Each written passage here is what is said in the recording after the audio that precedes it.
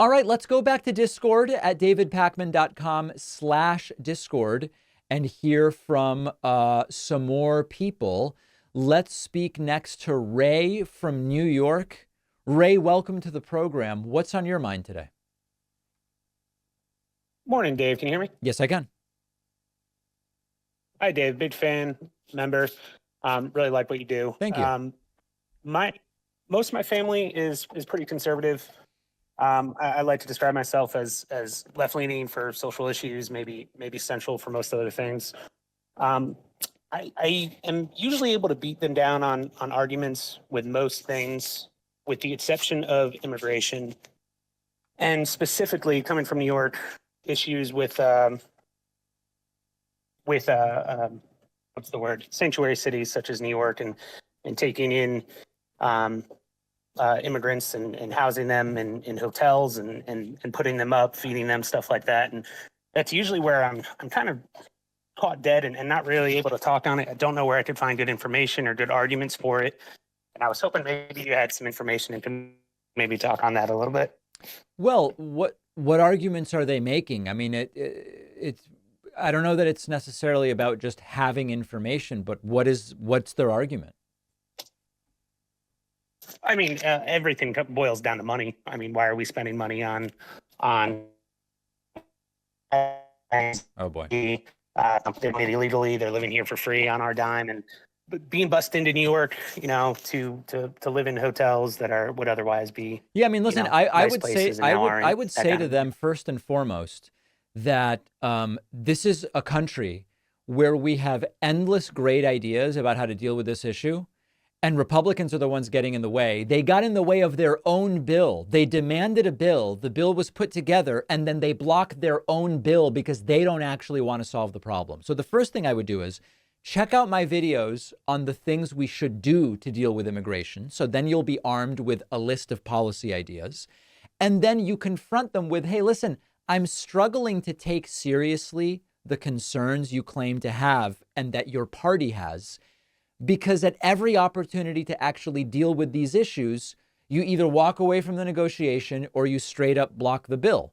So then you can say, okay, listen, I get it. You don't like that some people, while their asylum claims are being adjudicated, are given a hotel. Okay.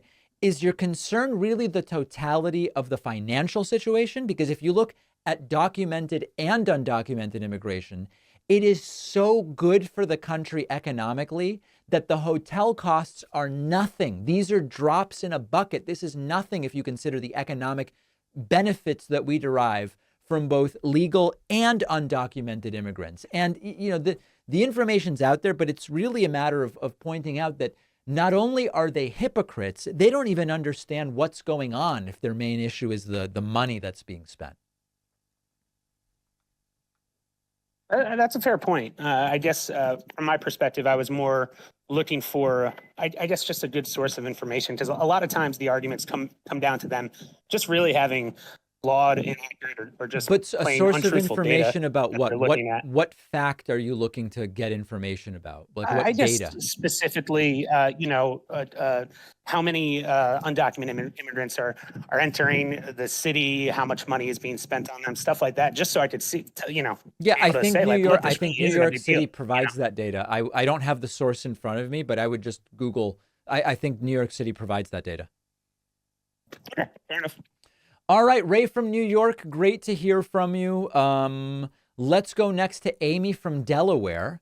Amy, welcome to the program. What's on your mind today? Finally got you, David. I'm so happy.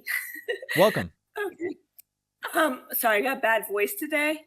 That's but okay. I've been a fan of yours ever since I listened to your episode where you talked about the fall of Rome, and how the gap between the rich and the poor led to that. I talked about the fall of Rome and inequality leading to that? Yeah. You don't remember that one? No. It was at least 4 or 5 years ago. Oh, okay. All right. I fair enough. All right. I mean, maybe I did. It's not a segment I remember, Amy, but I have to say, it sounds pretty good. I should go back and watch it. Yeah. I mean, I share it with people all the time. Very cool. Okay. I think so. Was this part of like a bigger deep dive on inequality and why inequality is bad? Maybe. Okay. I might have come in midstream of a series of them. I don't Got know it. for Okay. sure. Sounds like good content. I should go back and watch Yeah. it. Oh, it really was. It was a great one. Um, but I'm kind of, and I saw that happening for so long, especially when COVID was here. Hmm. But now Biden's turning the economy around so well, and the, the wages are coming up for the poor, and there's all these positive improvements. And so I was wondering, which you might not be able to answer now, if that is still something you see our country headed for, or if you think that maybe now it's stabilizing a little bit more with the gap between the rich and the poor. Well, listen, here's the thing. I don't have the latest inequality numbers in front of me, although how we measure inequality, we could do it in quintiles. We can do it poverty line versus, there's a bunch of different ways to measure inequality. But I think inequality, by most measures, has declined subtly to some degree over the last few years. But putting that aside for a second, my general perspective on this is still that, great empires have fallen in the past. And although we have not seen modern 21st century superpowers fall yet, it's certainly possible that it could happen, but I don't know that there's a guarantee of that. So far, I mean, things tend not to go on forever, I think, is the point that I continue going back to. And if indeed a superpower like the United States is to survive, let's not call it indefinite forever, but let's call it indefinitely. There are certainly some aspects of the status quo that are going to have to be dealt with, and I believe inequality is one of them. Now, countries can sustain significant levels of inequality for a long time, but things start to break and you have to constantly be patching up other problems. So my view hasn't changed insofar as most things don't last forever. And the assumption that the U.S. has gotten to a point where it is rock solid and that's it, that the U.S. will exist in perpetuity, I'm certainly not there. Forever's a very long time. But I do still see inequality long term as a liability, a weakness of the country. Sorry, I still got that frog in my throat. All right, so I think you've answered my question. I appreciate that very much. All right, thanks, Amy. Good to talk to you. Good to talk to you too. Thank you. All right, there goes Amy.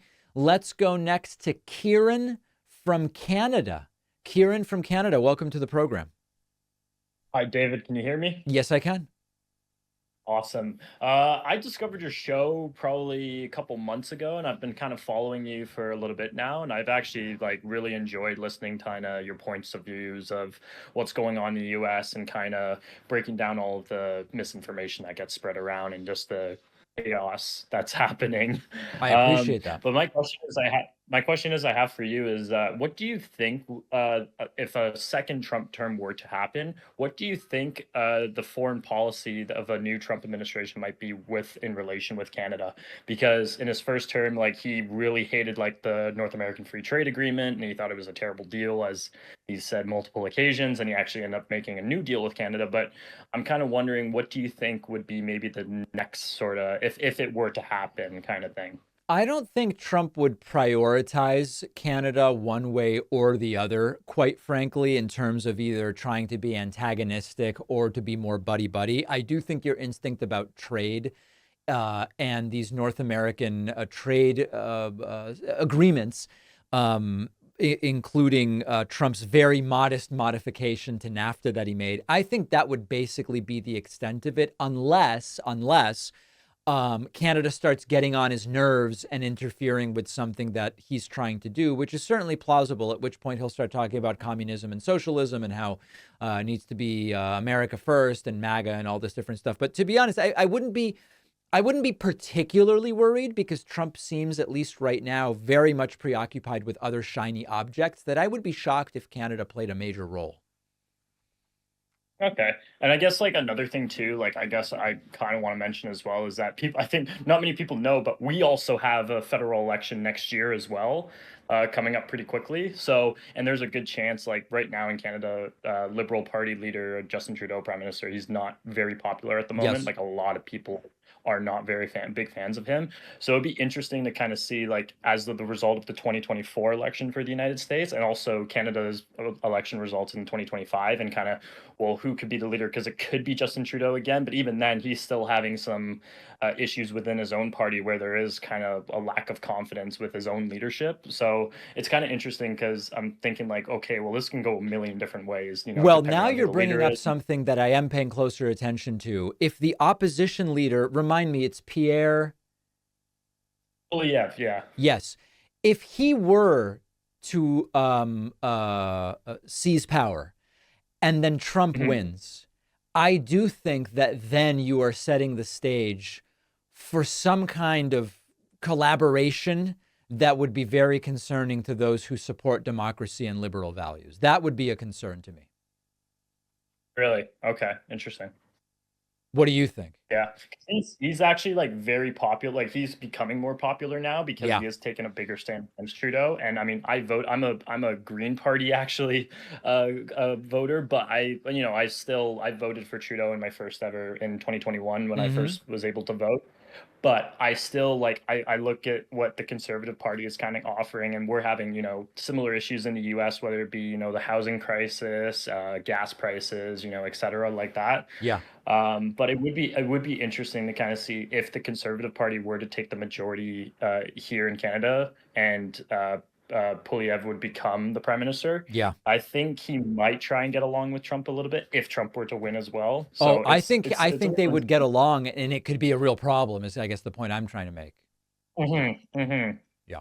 I will say this though, like our Conservative Party leader, like he's not as extreme as Trump. Like Of but I course. mean, there are still some like kind of flaws, but that's Without a different story. But doubt, I just want nowhere near as extreme as Trump. But that there, I'm on the same no, page no, as you. God, no. And I kind of just wanted your perspective on that because I think, I mean, we're the U.S.'s largest trading partner, and it's always, we have a close relationship with you guys, and we want to, we'll be honest with you.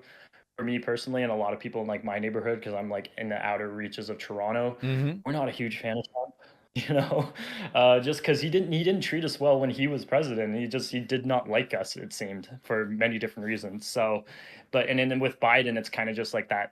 Oh, it's kind of normal. It's the way it's supposed to be. It's not controversial. So It's more boring in the best of ways. All right, Kieran from Canada, I appreciate the call. Thank you very, very much. And on that note, we will go to a break. I will take calls again, just not today. So if you didn't get on, please call in next week, and I look forward to talking to you. Let's take a very quick break, and we'll be back right after this.